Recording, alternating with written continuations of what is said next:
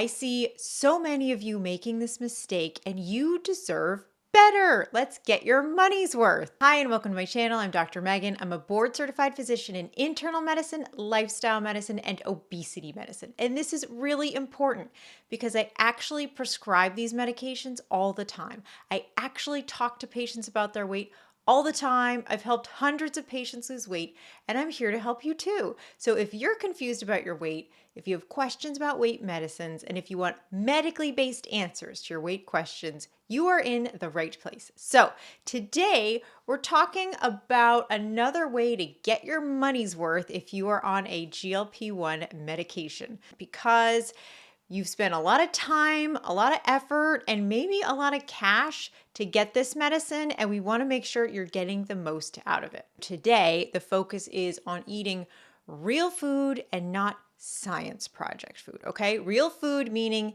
it has one, maybe two or three ingredients, like real food, like a banana, an apple, chicken, eggs, lettuce. Not to oversell my favorite book, which is Food Rules by Michael Pollan. And if you haven't read this, you should read it. Like, go read it right now and then come back. You want to eat food that's actually food that we have evolved to eat, and not like sciencey, weird lab food that was created somewhere, okay? First of all, the GLP-1 medications really help strengthen the natural processes that are already going on in your body, because GLP-1 is in fact a natural hormone that lives in your body. Your body makes this. And so what the GLP-1 receptor agonists do is they just boost the effect of what your body's already doing. Your body has very particular ways of sensing your hunger and your fullness and how your food is digested. We're really not evolved to digest shakes, powders, preservatives, like there's lots of chemicals and like bars. There's so many bars out there. People love a bar or a shake that they can take in the car. Like, guys, who wants to eat in their car? Nobody. Really? Do you really want to eat in your car? You don't. Trust me.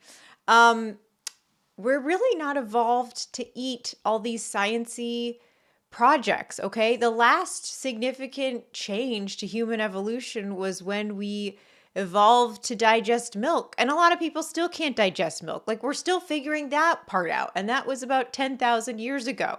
So we really, really, really are not evolved to digest anything that comes in a powder, a protein, a bar.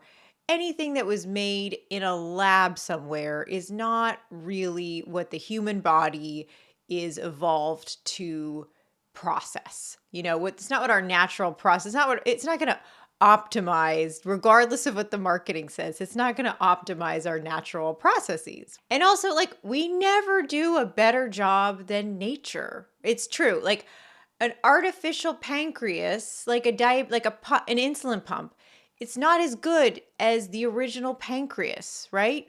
Like, an artificial limb, not as good as the original limb, right? Like, we do the best we can, but we don't ever do a better job than nature. And it's the same with food.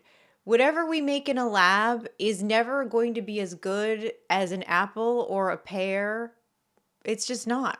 And also, when you eat or drink these types of like pre-digested food, like these shakes, you know, your body really needs a couple things to be able to sense fullness. It needs fat, fiber, or protein, and of course the bulk, you know, the weight of the food. But there's many different ways that your stomach senses satiety, but fat, fiber, and protein really help your stomach do that.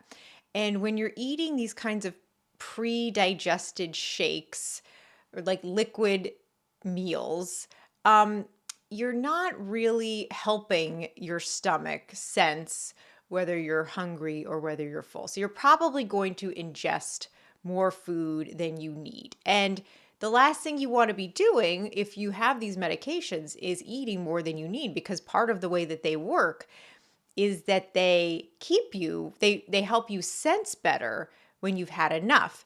Now, as a side note, there's certainly a place for shakes when people have had bariatric surgery, if their appetite is extremely suppressed, if there's anything like seriously, if there's any sort of significant medical issue where somebody can't eat normally, there's a time and a place for the shakes, okay? I totally get it. But I'm not talking about that. I'm talking about your everyday life where you're going around, you're going to work, you're going to the gym, you're doing all these things. Let's just eat real food.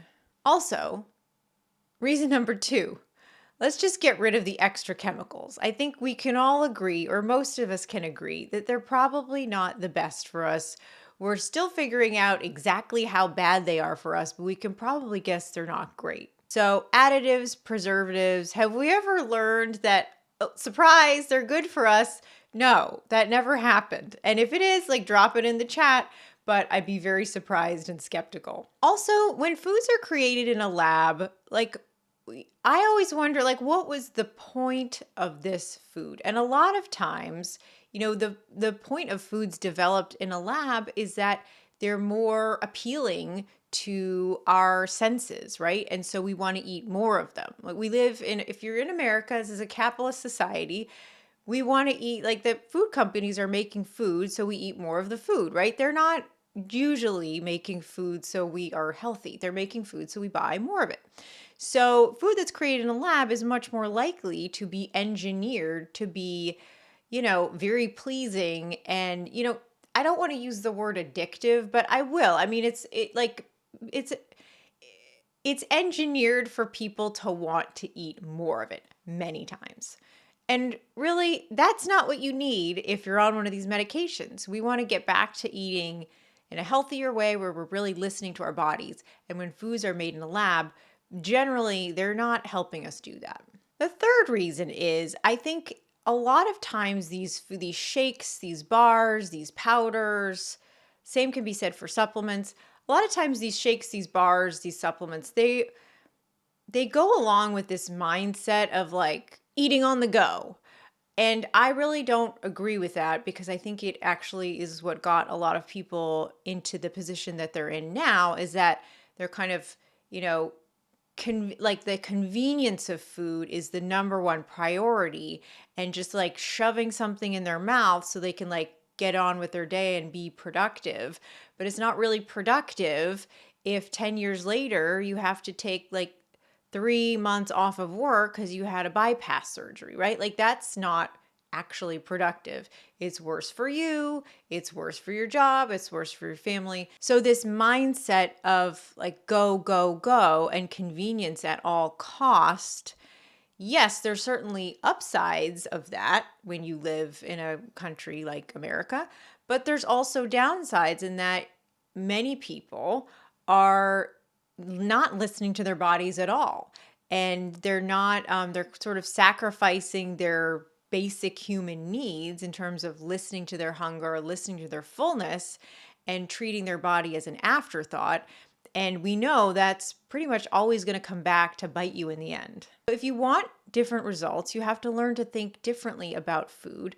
And that's really part of the beautiful thing about these medications, is that they really force people to think more about how they're eating, because otherwise, if they don't, they're going to be extremely uncomfortable. They might throw up. They're going to have a lot of side effects. So they really force people to pay attention to their bodies in a way that they may not have done before. And like I said earlier, if you're eating these kind of, like, pre-digested or engineered foods, even if you're really listening to your body, there's probably a good chance that you might be taking in more food than you need, because your body isn't really evolved to be perfectly in tune with these types of food. And so you, like, eating real food, which might take a little more time to prepare. And this is like, cutting something, right? Like buying a piece of fruit, opening a bag of salad. Like, it doesn't have to be really, really complicated. So, and again, if you have not read this book, I should get royalties from this book. I recommend it all the time. Really, you should read it, because I don't think nutrition is complicated. I think really most of what you need to learn, you can get from this book. You can read it in an hour. It's like so easy, so accessible. Great advice. It's not a diet book. It's not a diet book. But I don't think nutrition has to be complicated, but we do need to, these medications help you take a step back, slow down, and real food is going to help you do that as well. Guys, like, do you want to eat in your car? Really? I don't think you do. I don't think so. That's going to do it for today. Thank you so much for watching. If you have questions afterwards, please leave them on this video or elsewhere on my channel. Also, go check out that book. Nutrition does not have to be complicated. We make it so difficult in America, and it's not that hard. If you want to work with me directly, if you're overwhelmed, confused, you want to stop overeating, I work with people as a life coach. I work with people around the world to help them with the non-medical aspects of their weight as well. I will leave that info down below. Thank you so much for watching, and please be well.